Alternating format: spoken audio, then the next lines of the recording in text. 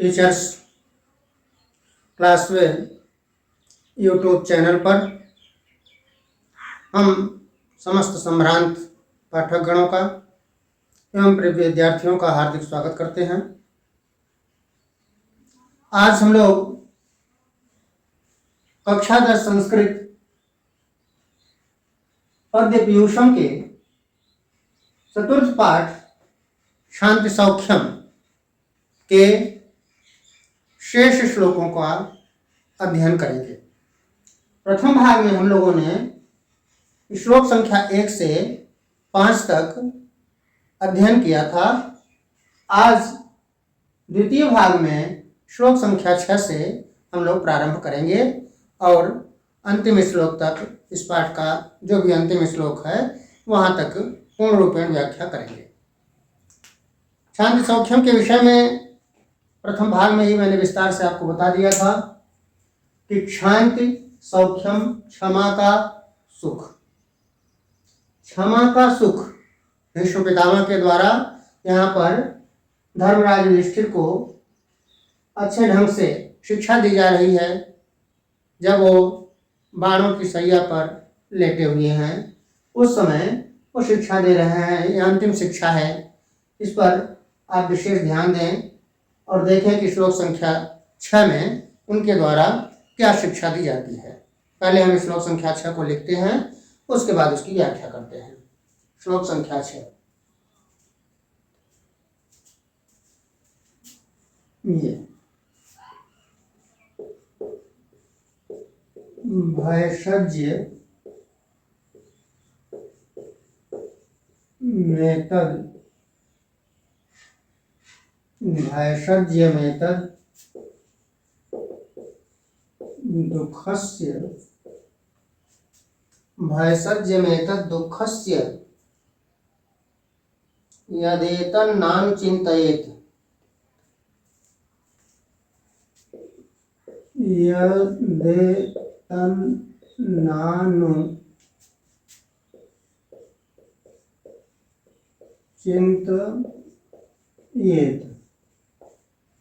यदेतन्नानुचिन्तयेत्। फिर करें चिन्त्यमानं हि न व्येति। चिन्त्यमानं ये है चिन्त्यमानं हि न व्येति भूयश्चापि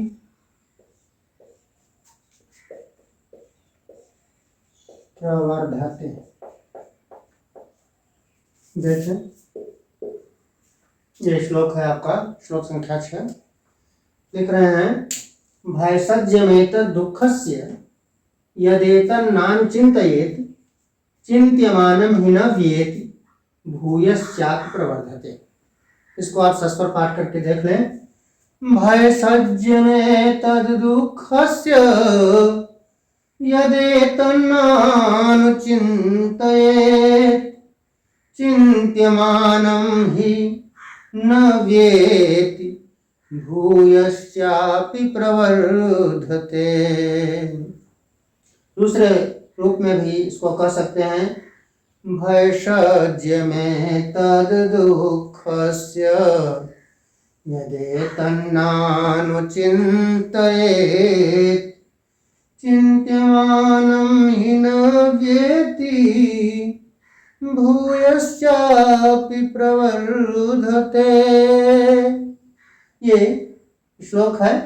अब इस श्लोक में आप कठिन शब्दों को देख लें शब्दार्थ के माध्यम से, उसके बाद इसकी व्याख्या हम स्पष्ट करते हैं। शब्दार्थ। भयसज्य शब्द आया है पहले ही। भयसज्य, ये भयसज्य है औषधि। औषधि माने दवा। भयसज्य एतद या दुख से दुख का, यत एतद न अनुचिंतयेत। अनुचिंतयेत का मतलब होता है चिंता करना चाहिए। अनुचिंतय न अनुचिंतयेत चिंता नहीं करना चाहिए। चिंतयेत। चिंत्यमानम, चिंत्यमानम शब्द को लिख लें। चिंत्यमानम माने चिंता करने से, चिंता करने से, चिंत्यमानम ही माने निश्चित रूप से, न माने नहीं, व्येति, व्येति शब्द है, व्येति माने होता है खर्च करना ना, खर्च करना का मतलब है यहाँ पर कम करना, कम करना। फिर लिख रहे हैं भूयश्चापि, भूय धन च धन अपि, भूय माने बार बार, च माने और, अपि माने भी, प्रवर्धते, प्रवर्धते माने बढ़ता है, प्रवर्धते बढ़ता है। ये आपका श्लोक का शब्दार्थ रहा जो कठिन है। अब इसका अर्थ देख लें आप अच्छे ढंग से। भयसज्यम एतद् दुःखस्य, शब्द से स्पष्ट कर लें कि एतद् दुःखस्य भयसज्यम माने यह दुख की सबसे बड़ी औषधि है, दवा है। दुख की सबसे बड़ी औषधि है, दवा है। क्या?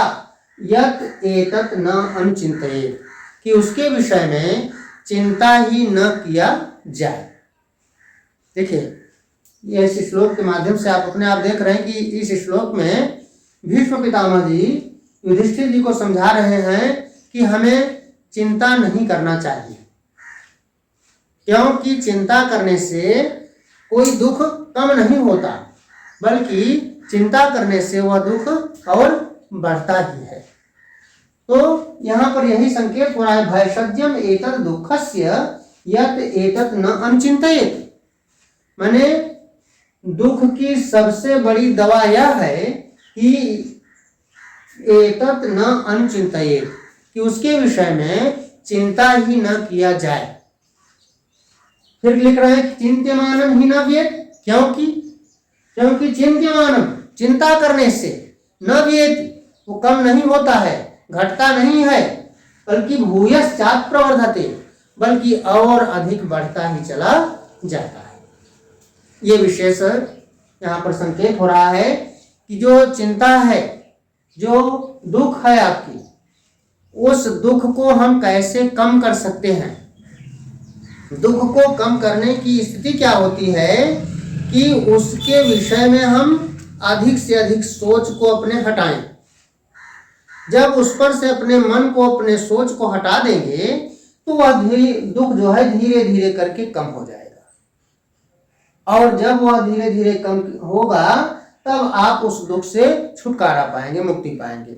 क्योंकि दुख ऐसी स्थिति है कि वह जो है एतत् न अनुचिंतयेत्, बार बार जितना ही उस पर भी आप चिंतन करेंगे, जितना ही सोचेंगे, जितना ही विचार करेंगे, उतना ही दुख आपका बढ़ेगा।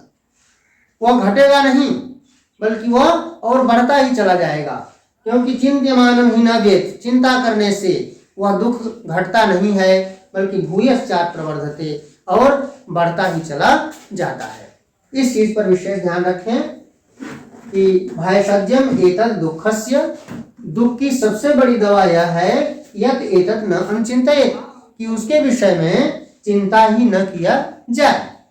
चिंत्यमानम ही न व्येति, क्योंकि चिंता करने से वह दुख कम नहीं होता है, घटता नहीं है, बल्कि भूयश्चात् प्रवर्धते, बल्कि और अधिक बढ़ता ही चला जाता है। इसलिए हमेशा दुख के विषय में जो यहाँ पर भीष्म पितामह ने समझाया कि हमें चिंता नहीं करना चाहिए। तो ये श्लोक जो आपका 6वां रहा, इस श्लोक में हमने देखा कि भीष्म पितामह जी ने पूर्ण रूपेण कहा कि दुख के विषय में चिंता नहीं करना चाहिए।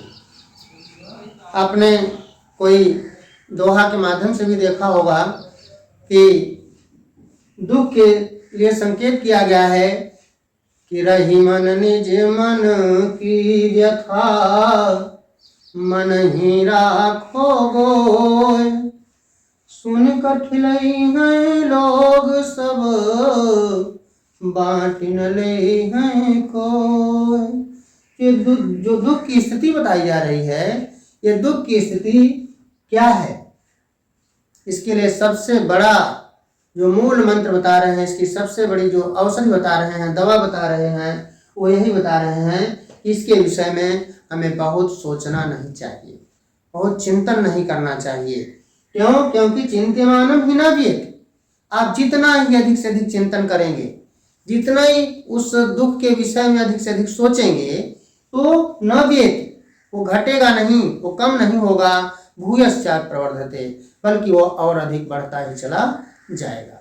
उससे आपका दुख कम होने की स्थिति नहीं बन सकती है, वो बल्कि और बढ़ेगा ही, क्योंकि उसी के विषय में हमेशा आपके मन में चिंतन बना हुआ है। इसलिए जिसके विषय में हमेशा दिमाग में चिंतन बना रहेगा, वो कम नहीं होता है, बल्कि और बढ़ता ही चला जाता है। ये श्लोक संख्या 6 रहा।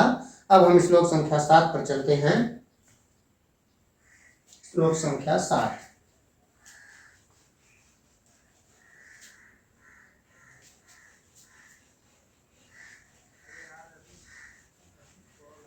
श्लोक संख्या 7 में देखते हैं कि क्या शिक्षा दी गई है भीष्म पितामह के द्वारा युधिष्ठिर जी को। श्लोक संख्या 7। ये श्लोक क्या है? 7वां। लिख रहे हैं, सर्वे क्षयांता निचया पतनान्ता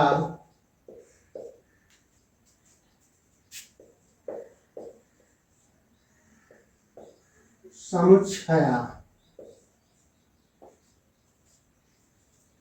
पतनान्ता समुच्छया, पतनान्ता समुच्छया।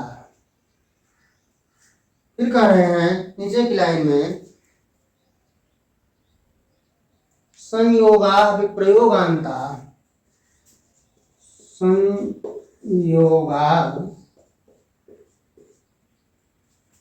विप्रयोगांता, संयोगा विप्रयोगांता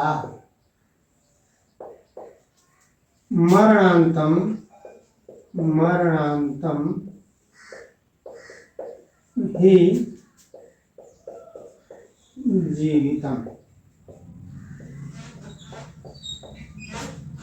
संयोगा विप्रयोगांता, देख लें पूरा श्लोक आपका स्पष्ट हो गया। संयोगा विप्रयोगांता मरणांतम ही जीवितम। अब इस श्लोक को आप सस्वर पाठ करके देख लें। कर सर्वे क्षयांता निचया पतनांता समुच्छया, संयोगा विप्रयोगांता मरणांतम ही जीवितम। इसको आप दूसरे रूप में भी गा करके अच्छे ढंग से सस्वर पाठ कर सकते हैं। सर्वे क्षयांता निचया पतनांता समुच्छया, संयोगा विप्रयोगांता मरणांतम ही जीवितम। ये श्लोक है आपका। इसमें देखिए भीष्म पितामह जी किस विषय पर युधिष्ठिर जी को शिक्षा दे रहे हैं, किस विषय पर संदेश दे रहे हैं। लिख रहे हैं, देखिए अंतिम में लिख रहे हैं, मरणांतम ही जीवितम। देख रहे हैं, मरणम अंतम ही जीवितम, मैंने जीवन की वास्तविकता, जीवन का सार, जीवन का सच्चाई, जीवन की सार्थकता, जीवन की वास्तविकता, इस विषय पर भीष्म पितामह जी इस श्लोक के माध्यम से शिक्षा दे रहे हैं। वो कैसे, क्या संकेत है उनका, देखिए। करे सर्वे क्षय अंताः निचया। सर्वे माने सभी, क्षय, क्षय माने होता है नष्ट होना, नष्ट होना। निचया, निचया, निचया माने होता है संग्रह, संग्रह, संग्रह। फिर कह रहे हैं पतनांता, पतन, पतन माने नीचे गिरना, अंता समुच्छया, समुच्छया शब्द लिखा है, समुच्छया,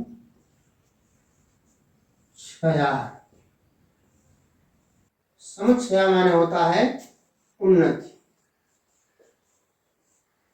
समुच्छया ऊंचाई ना, ऊंचाई, उन्नति, ऊंचाई पर चढ़ ना, ऊंचाई। संयोग, संयोग माने मिलन, विप्रयोग वियोग, तो संयोगा विप्रयोगांता, संयोग शब्द का अर्थ आप जान ही रहे हैं, संयोग माने मिलन, विप्रयोगांता, विप्रयोगांता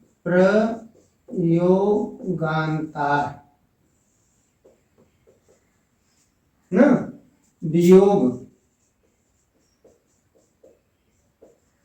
ही है अंत जिसका, ये भाव हो गया, बहुब्रीहि समास के रूप में है, वियोग ही है अंत जिसका, विप्रयोगांता।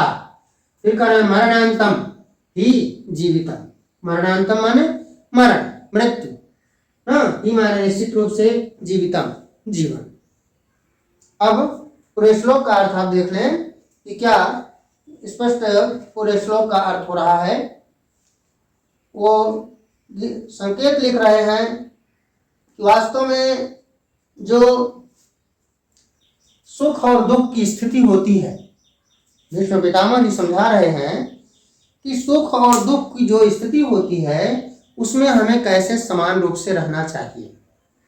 क्यों? क्योंकि यहाँ पर संकेत हो रहा है सर्वे क्षय अंताः निचया, जो कुछ भी जीवन भर हमने संग्रह किया है, जो कुछ भी हमने इकट्ठा किया है, वो चाहे जैसे भी किया है, वह क्षय अंताः, उसका अंत कब होता है? क्षय, नष्ट होने पर। ध्यान से सुने, इस समस्त संग्रहों का अंत उसके नष्ट हो जाने पर हो जाता है। फिर कहा पतनांता समुच्छया, ऊंचाई पर चढ़ने का, उन्नति के मार्ग पर जाने पर का अंत पतन, उसके नीचे गिरने पर होता है। ऊंचाई का अंत नीचे गिरने पर होता है।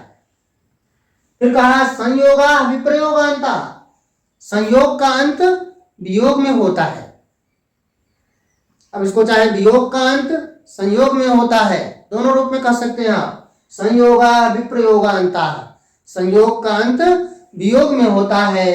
फिर कहा मरणांतम ही जीवितम, और जीवन का अंत मृत्यु से होता है। यही अंतिम शाश्वत सत्य है कि आया है सो जाएगा, राजा रंक फकीर। जो भी इस दुनिया में आया है सबको जाना है, मरणांतम ही जीवितम, जिसका यहाँ पर जन्म हुआ है उसकी मृत्यु होना निश्चित है। जातस्य ही ध्रुवो नित्यम, जो भी जन्म लिया है उसकी मृत्यु होना निश्चित है।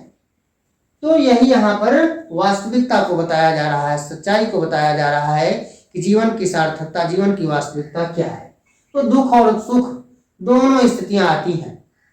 एक दुख की स्थिति है, जब आपने संग्रह किया तो आपको सुख की अनुभूति होती है कि हमने देखिए इतना सब कुछ इकट्ठा किया है, और जब उसका अंत हो जाता है तो वहां पर दुख की घड़ी आ जाती है। यही है दुख और सुख।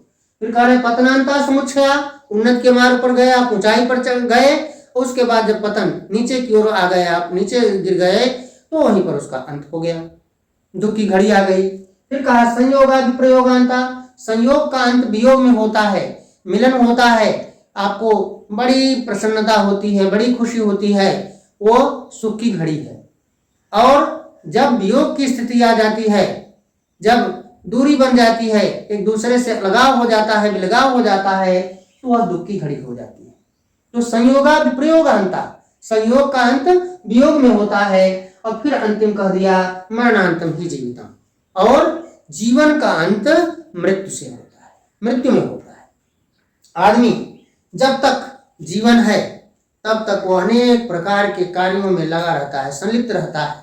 जब तक सांस रहती है तब तक वो कुछ न कुछ व्यवस्था में लगा रहता है। जैसे ही वो इस अपने भौतिक शरीर से शांत होता है, वैसे ही ये मान लिया जाता है कि उसका अंतिम समय आ गया, उसकी मृत्यु हो गई और समस्त उसका जितना भी जीवन भर का किया हुआ है वह सब कुछ उसी मृत्यु के साथ शांत हो जाता है। इसलिए कहा जाता है कि हमेशा कार्य ऐसा करिए कि आपके मृत्यु के पश्चात इस धराधाम को छोड़ने के बाद भी जो साथ में जाता है वह निश्चित रूप से आप इकट्ठा करके संग्रह करके जाइए। वो जाता क्या है आप उसको अच्छे ढंग से जानते हैं कि कौन साथ में जाने वाला है। जाने वाला केवल एक ही चीज है जो आपने जीवन भर दान किया है, वही साथ में जाएगा और कुछ साथ में जाने वाला नहीं है। जो धर्म किया है आपने वही साथ में जाता है। और तो जितनी भी चीजें हैं यहाँ पर, जितने को आप अपना समझते हैं वो सब कुछ इसी जगत तक आपके साथी हैं, उसके बाद फिर कोई साथ लेने वाला नहीं है। ये आपका श्लोक संख्या 7 है। इसमें हमें लगता है कि आपको बात पूरी समझ में आ गई होगी। बड़ी गहराई में इस बात को भीष्म पितामह जी ने युधिष्ठिर को समझाने का प्रयास किया है। उन्होंने समझाया है, संकेत किया है कि देखिए जीवन की सार्थकता है क्या। वास्तव में मनुष्य जन्म लेता है, जब जन्म होता है किसी की बहुत ही खुशहाली की स्थिति होती है, लेकिन धीरे धीरे करके वही व्यक्ति जो है बड़ा होता चला जाता है और फिर एक समय ऐसा आता है कि वह इस धराधाम से चल देता है।